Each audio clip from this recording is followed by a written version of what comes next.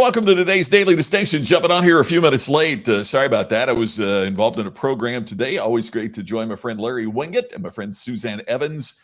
And they had a virtual event that I was a part of today that went on a couple minutes late. So jumping on here just a few minutes late, but wanted to say hi and connect with you for Daily Distinction today. Thanks for watching, man. I saw that yesterday's program was even used as a sales training event or sales conference today by a company. So I'm really, really appreciative of that. It's been crazy. It's Taco. Dwayne, I totally forgot about that. I am going to have to talk to Tammy, who got back home, about Taco Tuesday. We need to make that happen. But I'm really glad that you're here. Thanks for taking a moment. And if you would please, and we're going to have a short version of Daily Distinction today, but if you would take a moment and share. Sharing is caring, as my buddy Ken Walls likes to say. And so take a moment and share Daily Distinction. I would appreciate that. As always, part of the reason that we're here today is because the iconic Inner Circle. Love for you to try it out. It's absolutely risk-free. Your first month's on me, absolutely free. And join and experience it. And if you want to stay a part of it, we think you really grow and benefit from it. So join us at the iconic Inner Circle. So glad you're here. So the fundamental question today is, what do you do when you fail a customer? And today is kind of a rant day. I apologize in advance. Today is a rant day. My darling wife was flying home on American Airlines on Sunday from Fort Wayne. I had a commitment, so I was already back here, and she was flying back home on Sunday from Fort Wayne, Indiana, her home. And so she gets to the airport, and the flight is delayed. She's connecting in Chicago. She's going Fort Wayne to Chicago, connecting in Chicago. Delayed for almost 4 hours. So now she's going to get into Chicago after 11 o'clock. There's obviously nothing going to Vegas. She's going to be stranded there. So she talks to them about maybe, just staying in Fort Wayne because that's home, and her dad can come pick her up and all that kind of stuff. Well, they can't do that. They won't let her do that, which would have been much more convenient. But you're going to have to be stranded. But they said, don't worry, because when you get off the plane in Chicago, we got a voucher for you. So you can get a hotel and get breakfast on us and spend the night and that. Okay, perfect. Now they're boarding the plane. She's been sitting in the airport for 4+ hours, right? Because she got there an hour early, more than an hour early, to get to that flight. So now she's been there she's been there 5 hours by now. And as she's bored, something kicks up on the boarding pass and they say, oh, we don't have a seat for you. Wait over there. We're going to tell you what to do. What? No seat? So she sits down, and I'd used miles to upgrade her, right? I had some American miles, so I'd upgraded her on the flight with my American Airlines miles. And she said, well, but I've got a boarding pass here. I got a first class seat. We'll sit over there. Well, fortunately, a baggage claim guy heard it. Evidently, the person, there was the gate agent that was being, Tammy said, abrupt and rude. A baggage claim agent that had been there for a long time overheard, said, oh, no, she's got a seat, and works out things to get her on the plane. And Tammy said, it wasn't that a mistake was made. It was that there was no apology. There was just rudeness. So she gets on the plane. Now she gets to Chicago. They land. They're over 4 hours late. She gets off the plane. There's nobody there to help. There's nobody there to help. There's no one with the voucher that they've been promised. So now she goes downstairs, and they said, well, we're probably going to offload your baggage for you to have tonight, and then you'll have to check it back in tomorrow when you fly back. Her flight they can get her on is noon the next day. Now it's 12:30 by the time the baggage claim and her bags aren't there. So now she goes to baggage claim and gets in line and stands there in line, and finally gets us to the baggage claim person, who says that first, no, you're not going to get your baggage. We're going to hang on to it, and it'll be on the flight at noon tomorrow, 12 hours plus from now. And you don't qualify for a voucher. And Tammy said, well, they told me on the phone that there'd be a voucher waiting. No, you don't qualify for a voucher. And Tammy said, well, could I have your name? Because I want to say, I've got the name of the person who told me there would be a voucher. Now I want to get your name that said there isn't a voucher so we can clear this up. And the gate agent said, you're asking for my personal information, and that's not permitted. She said, I'm asking for your name. She said, oh, now you're hostile. I'm calling the police. Fortunately for Tammy, the other person working the next counter goes, she's not being hostile at all. She has every right to ask your name. What are you talking about? That's not being hostile. That's just getting information. She didn't ask for your home address. And that gate agent storms off. Now there's nobody there. Right now there's nobody to help her because, and so finally we call American, and the wait time is over an hour to talk to somebody. There are no other gate agents she could find now at 1 a.m. at O'Hare.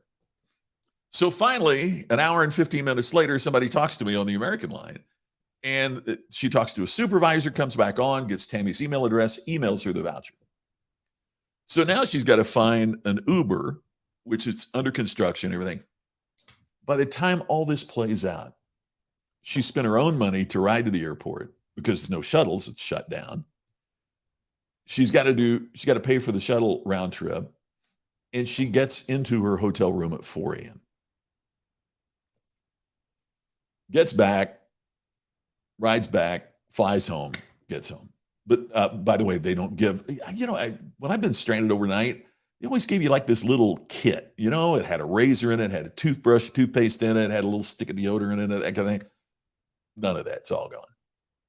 So I tweet American Airlines, right?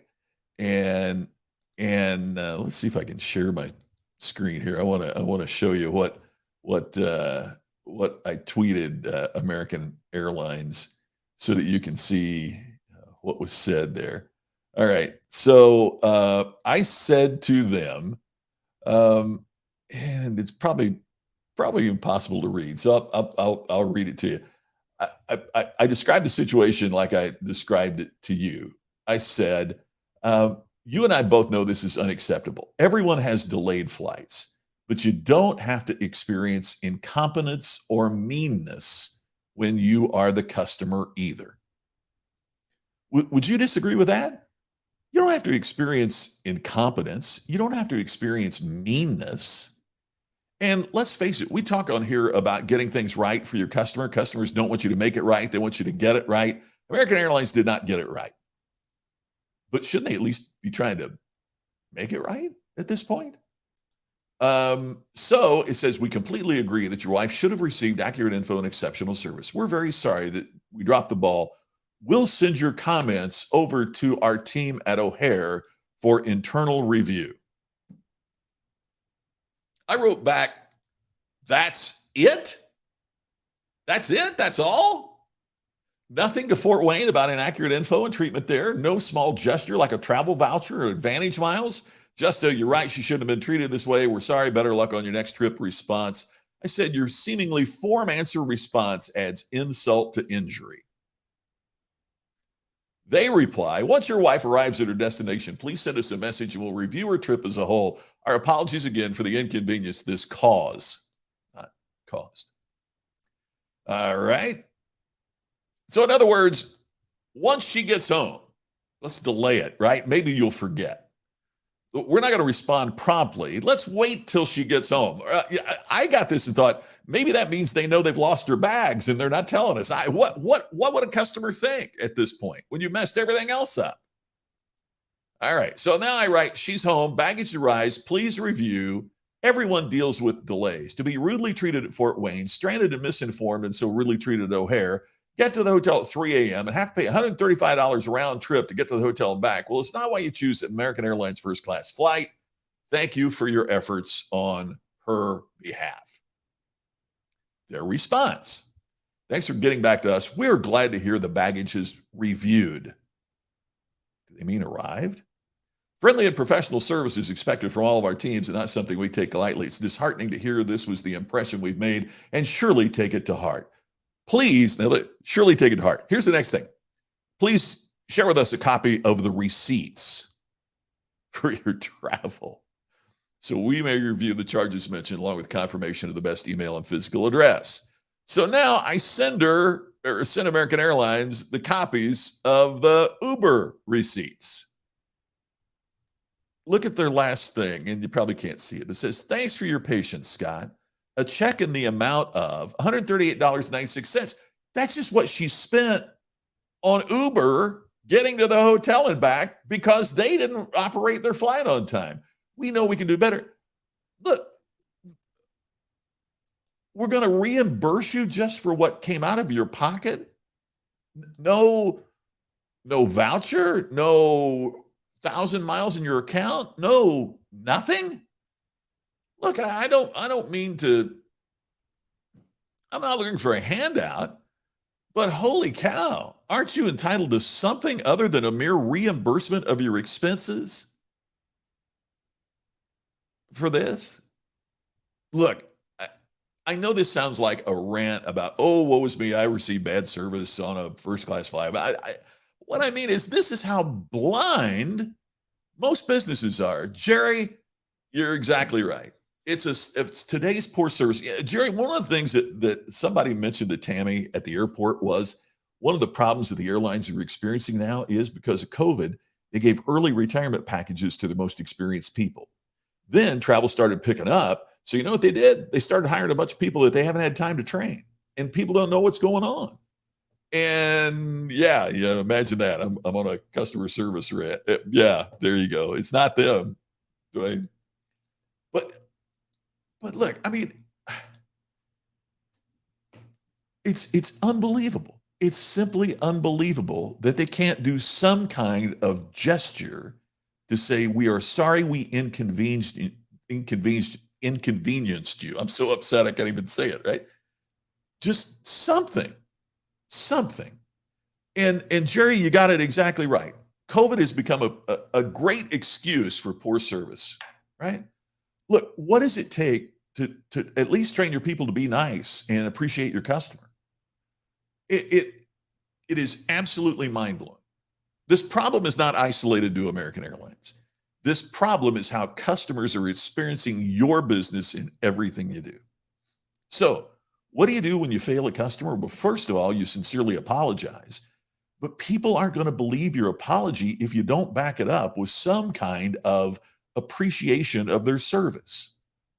That's mind-boggling to me. That send us the receipts and we'll reimburse you for what you paid out of your pocket because we made a mistake. That's a minimum. So that we don't make the same mistakes as American Airlines. When you make a mistake, apologize. Listen to your customer. Try to make things right, but show your apology is sincere by doing something for them that has some value to them and also might sustain their involvement. Look, if they gave Tammy think about this for a second. Pick a number. I don't even care what the number is. $400. All right. Let's say they picked up a they sent a $400 voucher. Would we use that? Yeah, probably to buy a $600 or $700 ticket. But you know what else we do? We'd fly American Airlines again. Now, presented with the option of going to Fort Wayne, I'm flying United. I'm flying Delta. Why would I give them another chance right now? Randy, there you go. Pilot from an unnamed American airline. I like how you said that there. Told me the inside joke was, we know why you fly. We just don't care. Yep. United has issued a memo not to duct tape any more passengers. Well, but Jerry, I've been on a flight. I wish they would have duct taped a couple of these people right across the mouth. Factors. But see, the customer deals with you. Dwayne, that's such an important point. The customer deals with you. Tammy ran into some great American Airlines employees, but the bad taste in her mouth was made by just a few. In today's world, it's not hard to stand out. Yeah, just completing the basics. You are so right, Curtis. So right. Yeah. I've said that. We've had other guests on here that said that as well. If you do what you say you will do, It goes a long way in today's world. No duct tape is bad policy. That's true. So that's the lesson for all of us today. It's the lesson I took out of this, and it's the lesson I hope you do as well. Number one, apologize. Number two, listen. Number three, ask what you can do to make it right. Right? Do those. There was a survey a while back. Randy, you may remember this. I don't remember the exact survey, but there was a survey that was done, and it compared. When a business offered something to make it right to customers, or then they would ask the customer, what does it take to make it right? And they found that the customers asked for less than what many of the businesses were offering. So what they did was to institute a policy where they would say, gosh, we want to make this right to you. What can we do to make this right? And they found out that they were spending less to make it right simply by asking the customer, as opposed to offering something up. So listen, ask the customer, what can you do to make it right? Yeah, remember the guy that wrote the song United Breaks Guitars, Jerry. It's incredible the impact that song has had. And to United's credit, they've even brought that guy in to speak at meetings for them to talk about the importance of how one person can screw everything up. So it happens. And United talks about what it cost them, because when that became a viral hit, it took a hit on their market cap. Just asking probably was, I don't remember I gotta track that down, but just asking, how can we make this right, turned out to be the best thing they could do. So ask the customer, what does it take to make it right? Hey, if you're joining late or if you're watching on replay, just a reminder to join us at the Iconic Inner Circle. First month's on me. You can join it risk-free, enjoy it for a month. Just try it out. That's all you need to do. Just go to iconicinnercircle.com, sign up for your free month today. Hey, that's going to do it for us for today for Daily Distinction. Please share this, and I'll try to be on time tomorrow. Thanks very much. I look forward to talking to you again soon. We'll see you tomorrow on Daily Distinction.